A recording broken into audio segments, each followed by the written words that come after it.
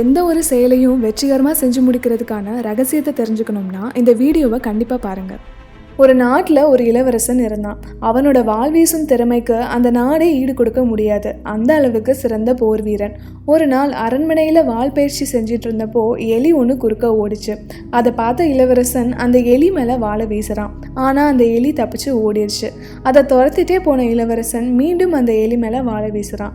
ஆனால் அப்பயும் அந்த எலி தப்பிச்சு வலைக்குள்ளே ஓடிடுச்சு. இதை பார்த்த இளவரசன் ரொம்பவே சோகமாயிட்டான். அப்போ அங்கே வந்த அரசர் இளவரசர்கிட்ட என்ன ஆச்சு, ஏன் சோகமாக இருக்கிறேன்னு கேக்குறாரு.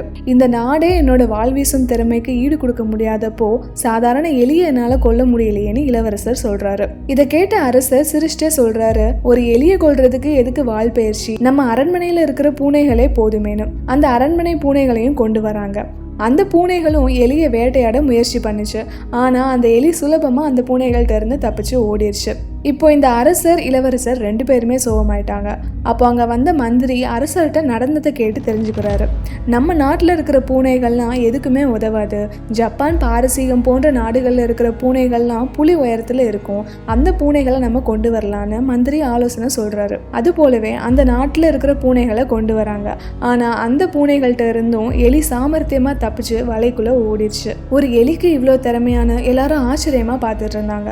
அப்போ அங்கே வந்த அரண்மனை காவலாளி, இளவரசே, ஒரு எலியை பிடிக்கிறதுக்கு ஏன் இவ்வளோ கஷ்டப்படுறீங்க, என்னோட வீட்டில் இருக்கிற பூனையே இதுக்கு போதுமேனு சொல்கிறான். அந்த மன்னருக்கு நம்பிக்கை வரல. அரண்மனையில் வளர்ந்த பூனைகள்கிட்ட இல்லாத திறமை ஒரு சாதாரண பூனைக்கு எப்படி இருக்கும்னு கேட்குறாரு. இளவரசர் சரி உன்னோட பூனையை நீ கொண்டு வான்னு சொல்கிறான். அந்த அரண்மனை காவலாளி தன்னோட பூனையோட அரண்மனைக்கு வந்தான். அந்த பூனை ஒரே தாவலை எலியை பிடிச்சிருச்சு. இதை பார்த்த அரசர் இளவரசர் எல்லாருமே ரொம்ப ஆச்சரியப்பட்டாங்க. ஜப்பான், பாரசீகம் போன்ற நாடுகளில் வளர்ந்த பூனைகிட்ட இல்லாத திறமை ஒரு சாதாரண பூனைக்கு எப்படி வந்துச்சு, இந்த பூனைக்கு நீ என்ன மாதிரி பயிற்சிலாம் கொடுத்து வளர்க்குறன்னு அந்த இளவரசர் கேட்குறாரு. அதுக்கு அந்த காவலாளி, என் பூனைக்கு பெருசாக திறமையோ பயிற்சியோலாம் எதுவும் கிடையாது இளவரசே, ஆனால் அதுக்கு ரொம்ப பசி மட்டும் இருந்துச்சுன்னு சொல்கிறான். அரண்மனையில் வளர்ந்த பூனைகள்லாம் நேரத்துக்கு நல்லா சாப்பிட்டு வளர்ந்துருக்கிறதுனால பசினா என்னன்னே அதுக்கு தெரியாது. அப்படி இருக்கிறப்போ எப்படி அந்த பூனைகளால் வேட்டையாட முடியும்னு கேட்குறான். இதை கேட்ட இளவரசருக்கு ஒரு உண்மை புரிஞ்சுது. அது என்னன்னா, எந்த ஒரு வேலையையும் வெற்றிகரமாக செஞ்சு முடிக்கணும்னா அந்த வேலையை பற்றின ஆர்வமும் அந்த வேலைக்கான தேவையும் கண்டிப்பாக இருக்கணும். அப்போ தான் அந்த காரியத்தை கச்சிதமாக செஞ்சு முடிக்க முடியும்.